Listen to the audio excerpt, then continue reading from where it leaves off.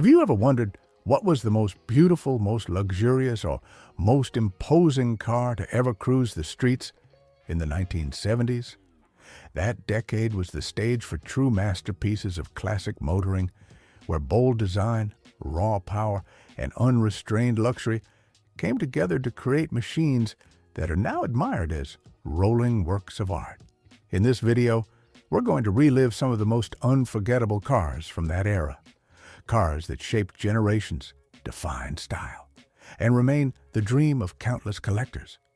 And if this kind of content excites you, inspires you, or simply takes you on a ride through time, don't forget to hit the like button and subscribe. Because here, we don't just talk about cars. We bring legends back to life.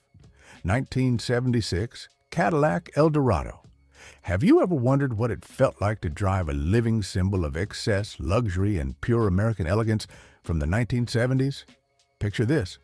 The sun is setting over a never-ending highway, and you, with one arm resting on the wide, pillarless window frame, glide effortlessly down the road aboard a Cadillac Eldorado. It's more than just a car. It's a statement of power, style, and an era that's long gone. This 224-inch land yacht, weighing nearly 4,800 pounds, was the last gasp of true front-wheel drive American luxury cars with monstrous V8s just before environmental regulations and the oil crisis changed everything.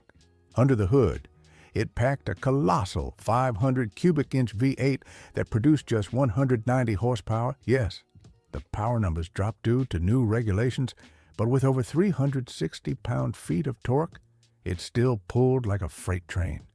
What makes the 1976 Eldorado so special is that it marked the end of an era. It was the last mass-produced convertible Cadillac, at least for a while. That alone made it an instant collectible.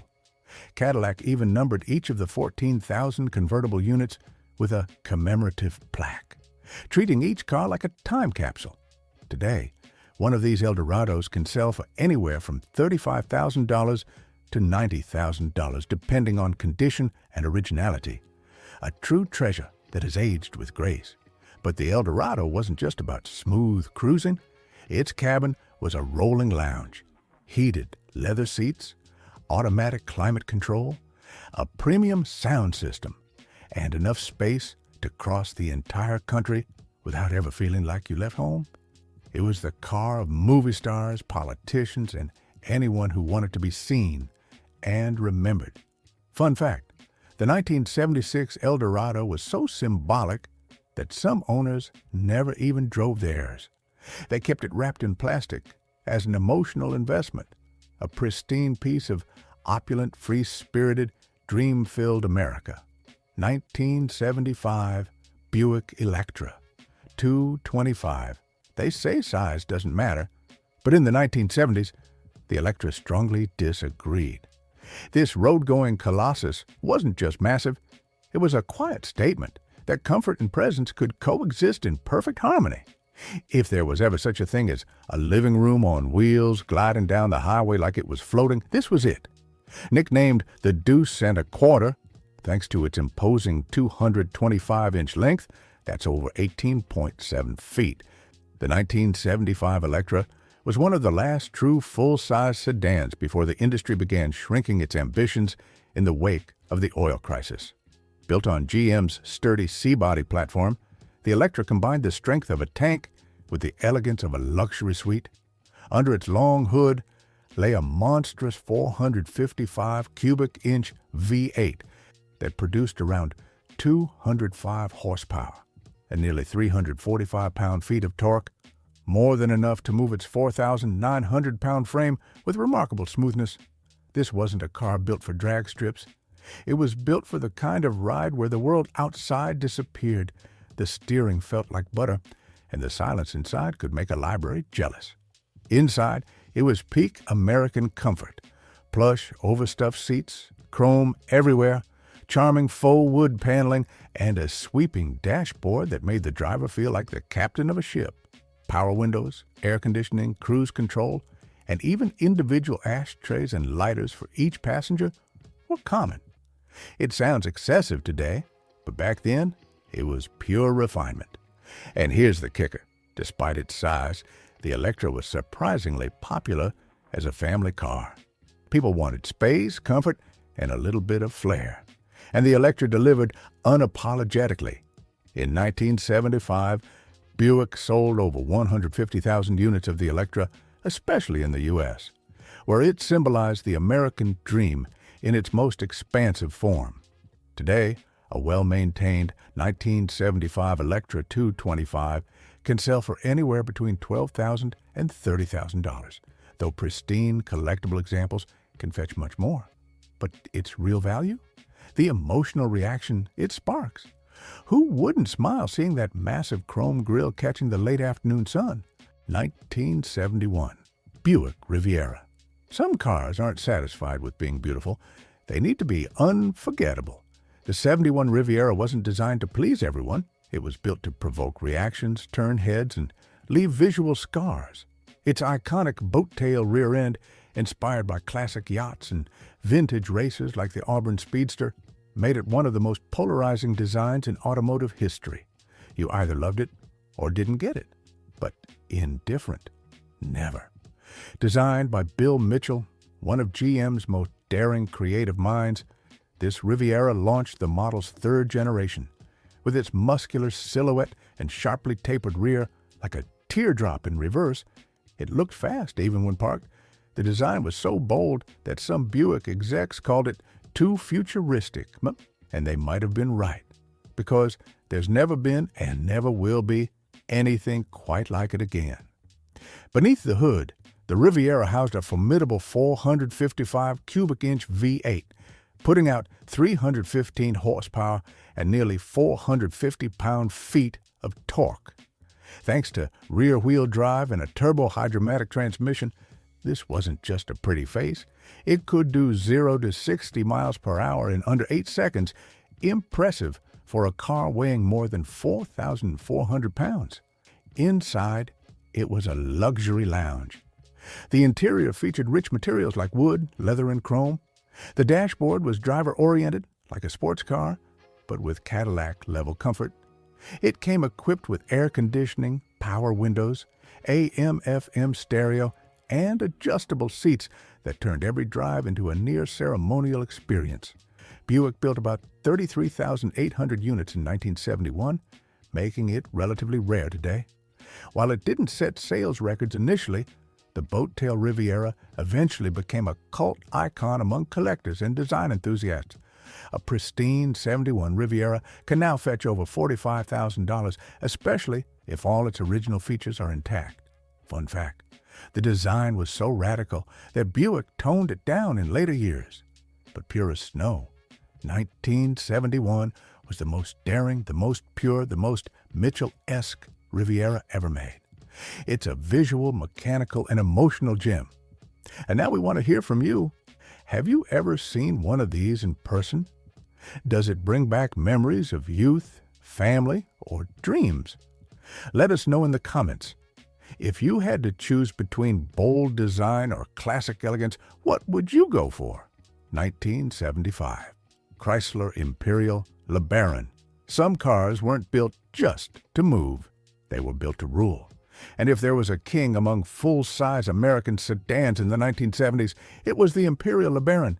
Imagine opening a door the size of a wall, sinking into a seat as plush as a Ritz-Carlton armchair, and watching the outside world turn to a whisper as this rolling mansion comes to life. That was the LeBaron, unapologetic luxury. At nearly 19.6 feet long, this colossus was bigger than even its Cadillac and Lincoln rivals. Its boxy design, sharp angles, and hidden headlights weren't chasing agility or modern flair. They were commanding respect, and it got it. Every chrome-trimmed corner, every squared-off panel declared, "I'm not here to race, I'm here to impress." Under the massive hood lay a 440 cubic inch V8 engine producing around 215 horsepower and over 317 pound-feet of torque. It wasn't built for speed, but the way it delivered power was so smooth, it felt like gliding over a red carpet. Its torsion-quiet suspension system was engineered to erase any imperfection on the road, turning every drive into a heavenly cruise. The interior was on another level, literally a moving lounge. Velour or leather upholstery, wood grain style panels, round analog gauges, golden accents, and every comfort feature imaginable.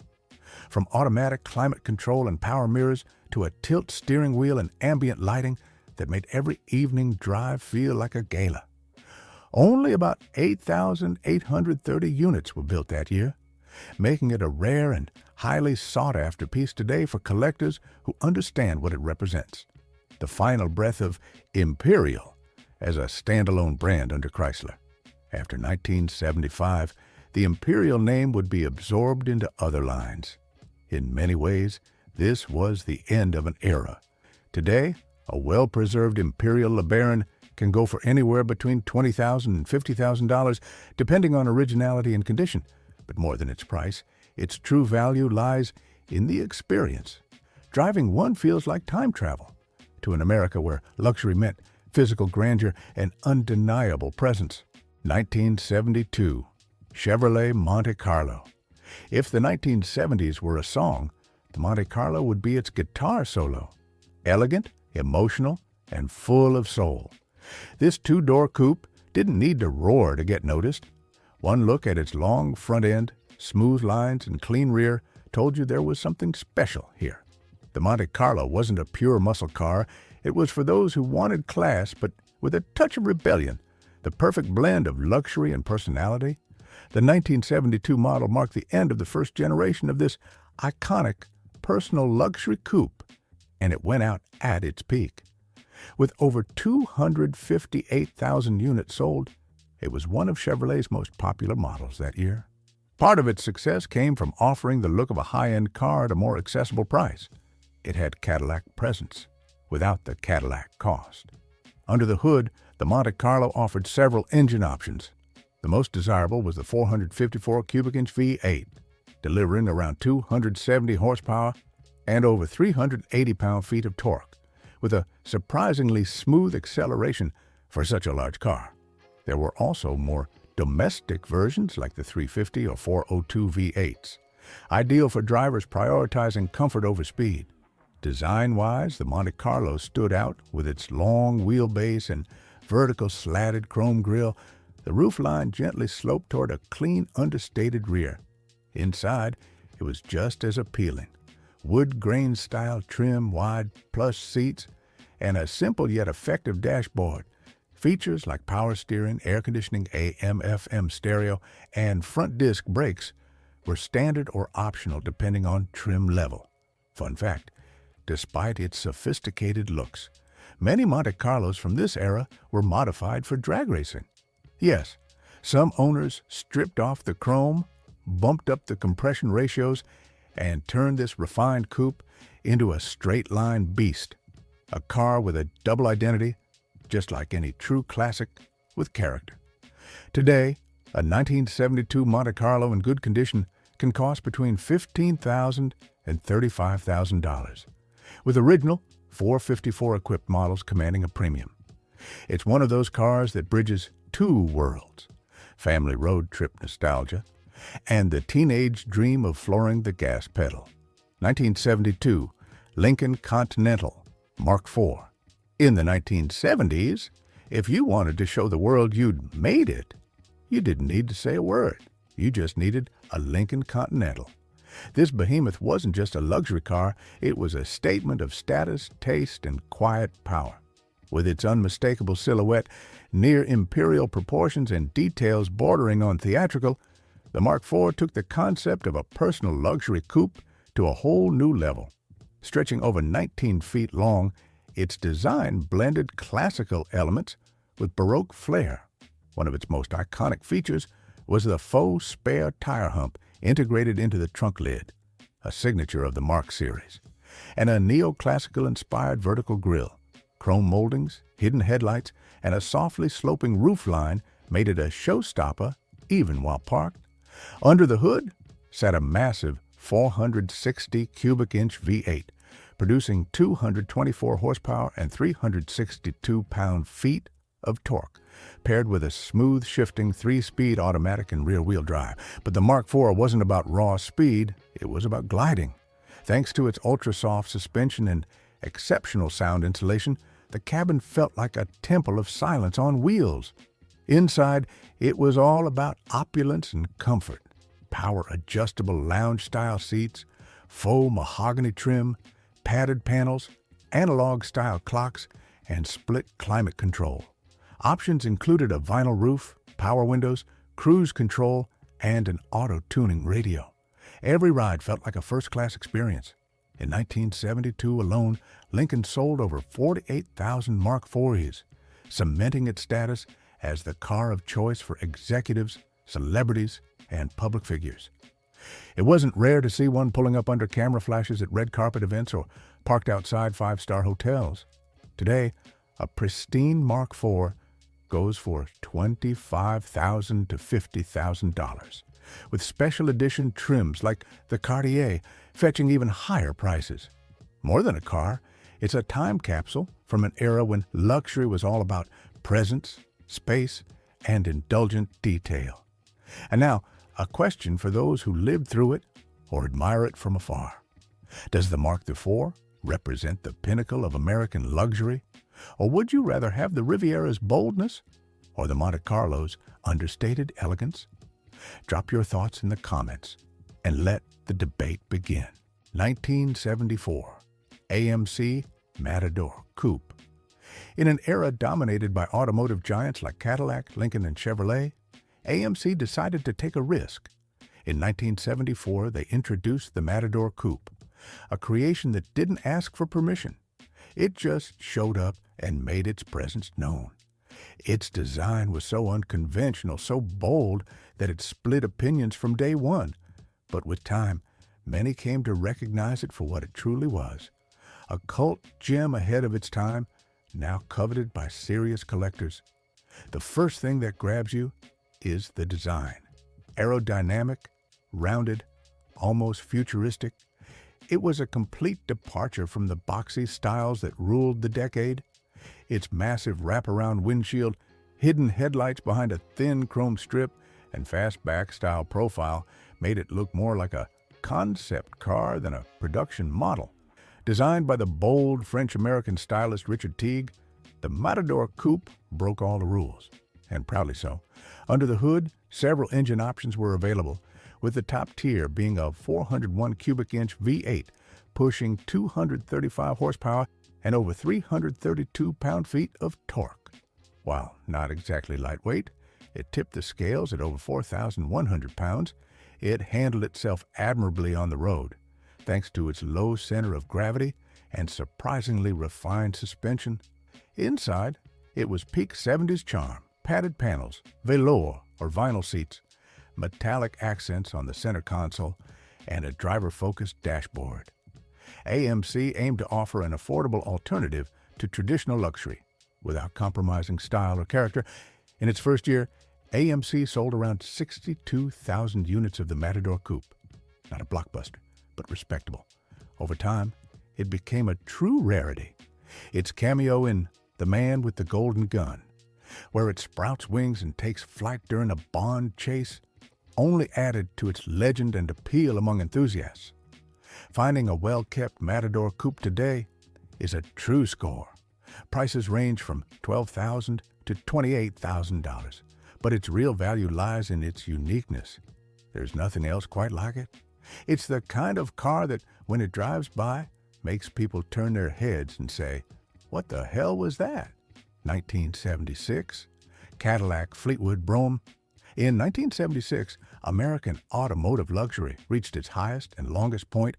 With the Cadillac Fleetwood Brougham, this wasn't just a car. It was a rolling monument to success, elegant excess, and the American dream in its most stretched-out, chrome-drenched, velvet-lined form. If the Lincoln Mark IV was a symbol of quiet power, the Fleetwood Brougham was a golden shout of presence and authority. At 19.6 feet long, the Brougham was among the longest production cars ever built in the United States. And rightfully so. Its road presence was so commanding that other cars seemed to part in reverence. Every line, every inch of chrome, every shining Cadillac crest in the sun, it was theatrical, exuberant, and utterly unforgettable. Under its monumental hood lived an 8.2-liter V8 engine producing 190 horsepower and an impressive 360 pound-feet of torque. This giant wasn't built for speed, it was built to glide. Thanks to its high-drop pneumatic suspension and ultra-soft power steering, driving it felt like captaining a land yacht with the city slowly drifting by like your own private parade. Inside, the Brougham offered one of the most luxurious environments ever fitted to a production car. Couch-like seats in velvet or leather, wide armrests, full wood trim, courtesy lights, chrome-lidded ashtrays, power windows, automatic climate control, and even an optional illuminated rear-reading lamp. Honestly, it was more comfortable than many apartments of the era. In 1976, Cadillac built over 49,000 Fleetwood Broughams, but each one felt like a custom creation. Today, a well-preserved example can fetch between $20,000 and $45,000. Though for die-hard fans, its emotional value is priceless. Because this wasn't just a car. It was a time capsule from an era where luxury didn't whisper, it roared. 1974, Dodge Monaco. Big, heavy, and styled more for brute strength than finesse, the Dodge Monaco didn't ask for attention. It took it. With a length over 18.7 feet and weighing nearly 4,400 pounds, the Monaco was built to last. Its 1974 design, with dual headlights and a bold front grille, featured a square and aggressive front end, wraparound metal moldings, and a clean yet commanding rear. It might not have been beautiful by classic standards, but it had undeniable presence, and sometimes that's all you need. Under the hood, buyers had plenty of choices, from the 5.2-liter V8 up to the fearsome 7.2-liter big block, producing up to 275 horsepower and 354 pound-feet of torque. Paired with a 3-speed automatic and rear-wheel drive, the Monaco was built for long, comfortable highway drives, and, as it turns out, legendary car chases. Yes, the 1974 Dodge Monaco was immortalized in pop culture. Remember the Blues Brothers? The Blues Mobile that tore through the streets in some of the most chaotic and iconic car chases in film history? That was a 74 Monaco. The role instantly elevated the car to cult status, especially among film buffs, pop culture fans, and lovers of muscle cars on the edge of extinction. Inside, it was simple but functional. Rectangular gauges, thin steering wheel, durable upholstery, and loads of space. It didn't try to rival Cadillac in luxury, but it offered comfort, power, and attitude, 3 ingredients that quietly made it a legend. Today, finding a clean Dodge Monaco is no easy feat. Prices range between $10,000 and $25,000, but what collectors truly value is its authenticity. Because not many cars can say they starred in one of the most epic chase scenes in movie history. And now it's your turn. Movie love or nostalgic soul? Did you recognize this model from the Blues Brothers? Or maybe it reminds you of your childhood, parked outside a neighbor's house. Tell us in the comments, which car on this list deserves to star in a movie today? Because the story of the automobile isn't just written on the road, it's written on the big screen and in your memories. 1976, Chevrolet Caprice Classic. If the 1970s had an official car, many would say it was this one, the Caprice. It wasn't the most luxurious, the most powerful, or the flashiest, but it was the perfect balance. The Caprice was the quintessential full-size sedan from middle-class America. It was the car of big families, Sunday drives, and on-highway vacations. It wasn't just seen on the streets, it was heard in family stories. With a body stretching nearly 19 feet long, the 1976 Caprice Classic was one of the last great American sedans before the downsizing era took hold. Its design was restrained yet elegant, Squared lines, a wraparound chrome grille, twin headlights with rectangular trim, and a stately profile that inspired trust. It didn't scream for attention, it earned respect. Under the hood, it came with options like the reliable 5.7-liter V8 or the more robust 6.6-liter V8, delivering between 165 and 180 horsepower, depending on tuning and state regulations. Power wasn't its main draw. Comfort and ride smoothness were its true legends, making it ideal for crossing state lines without breaking a sweat. Inside, the Caprice blended space, practicality, and a touch of refinement. Sofa-style seats, velour or vinyl upholstery, a wide dashboard with circular gauges, air conditioning, power steering, front disc brakes, and even an AM/FM stereo radio made it everything a family needed to feel safe and well cared for. In 1976 alone, Chevrolet sold over 212,000 units of the Caprice Classic, making it one of the most popular cars of the decade. It was everywhere, on suburban streets, in supermarket parking lots, outside schools. It was as much a part of daily life as the television set or the backyard barbecue. Today, a well-preserved Caprice Classic can fetch between $12,000 and $30,000, but its real value is emotional. For many, seeing one is like stepping back into childhood. Hearing the muffled growl of its V8 starting up is like flipping through a photo album, with the smell of gasoline and aged leather in the air.